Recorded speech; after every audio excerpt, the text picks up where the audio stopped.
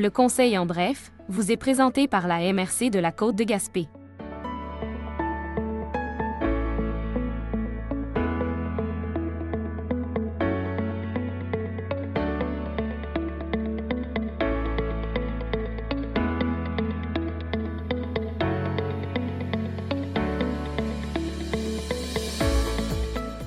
Bonjour. La dernière séance publique du Conseil de la MRC a eu lieu le mercredi 9 avril 2025. On s'entretient avec M. Daniel Côté, préfet de la MRC de la Côte de Gaspé et maire de Gaspé, sur les principaux éléments qui étaient à l'ordre du jour. La MRC a adopté une résolution dénonçant l'annulation du financement de certains programmes financiers de la Société d'habitation du Québec.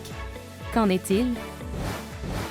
En fait, les gens qui connaissent le programme Réno-Région, entre autres, je pense que c'est le plus populaire de tous ceux qui ont été, largués par le gouvernement du Québec. On a une série de programmes en habitation qui viennent aider particulièrement les personnes plus démunies ou les personnes handicapées, par exemple. Ces programmes-là ont été abolis ou en tout cas, ils n'ont plus d'argent dans les enveloppes du gouvernement du Québec. On vient le dénoncer. En fait, il y a plusieurs municipalités MRC du Québec au grand complet qui le dénoncent. L'UMQ le dénonce, la FQM le dénonce. Ce sont des économies de bout de chandelle pour le gouvernement du Québec. On parle de quelques millions de dollars par année dans l'ensemble du budget québécois pour offrir des petites aides qui se chiffrent souvent autour de 10 000, 15 000 dollars pour donner à des personnes en situation de vulnérabilité, des personnes plus démunies, des personnes qui ont moins de moyens, pour qu'ils rénovent leur maison. Puis quand on parle de rénovation, là, on parle pas de décoration, là. Entendons-nous, là. On parle de changer des fenêtres qui coulent puis des toitures qui coulent aussi, là. Tu sais, c'est vraiment des rénovations pour que ces gens-là restent à la maison.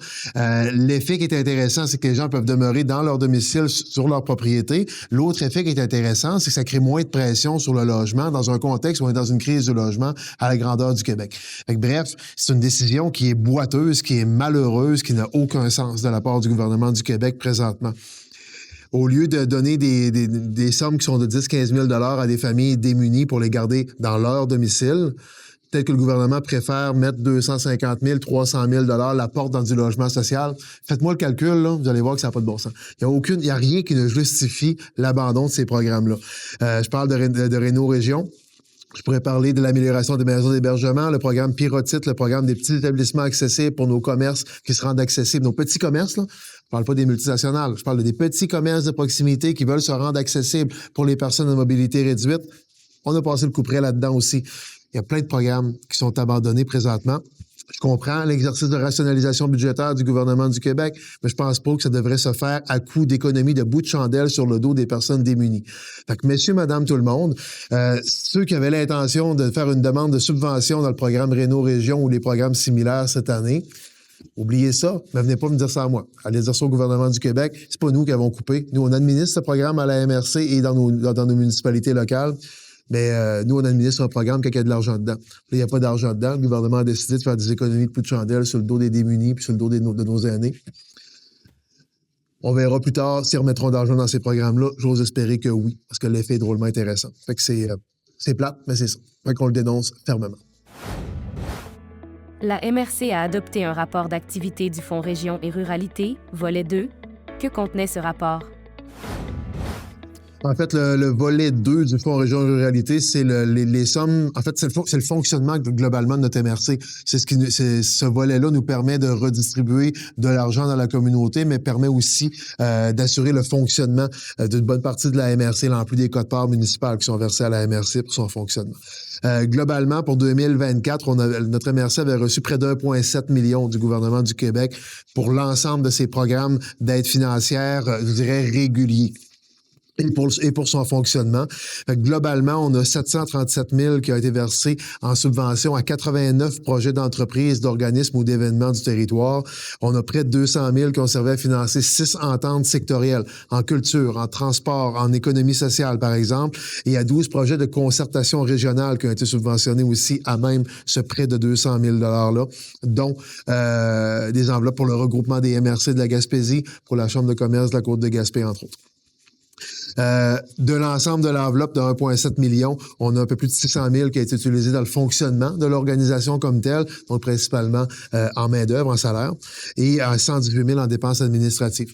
Bref, plus de la moitié, sinon les 2 tiers de la somme sert en subvention à des organismes, à des entreprises pour aider au soutien de notre développement socio-économique, et environ le tiers sert globalement au fonctionnement de la boîte et à l'administration de notre MRC. Fait que c'est un peu ça l'ensemble du bilan, les plus détaillés par écrit, il est disponible si des gens sont curieux, là.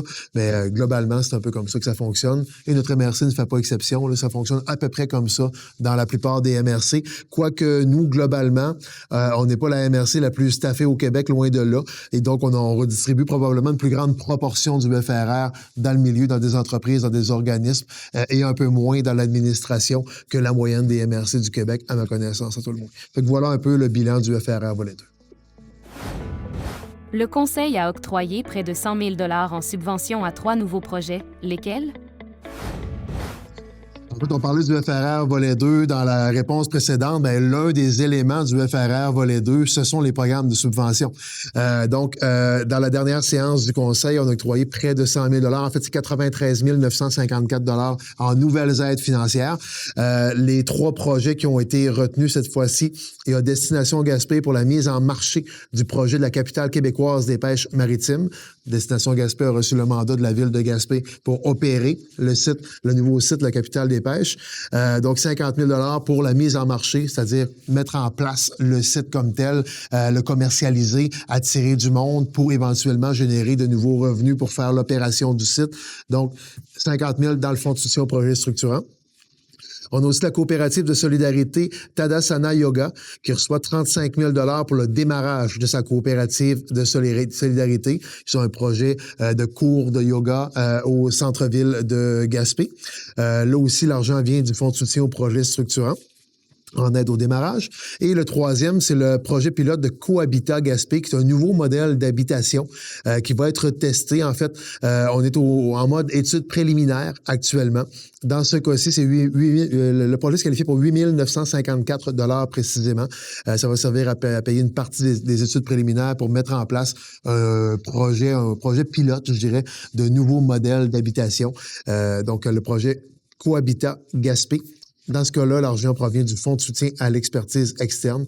Donc, tous les projets, au final, l'argent vient du Fonds Région Ruralité volet 2, total de 93 954 $ qui est octroyé durant ce mois-ci.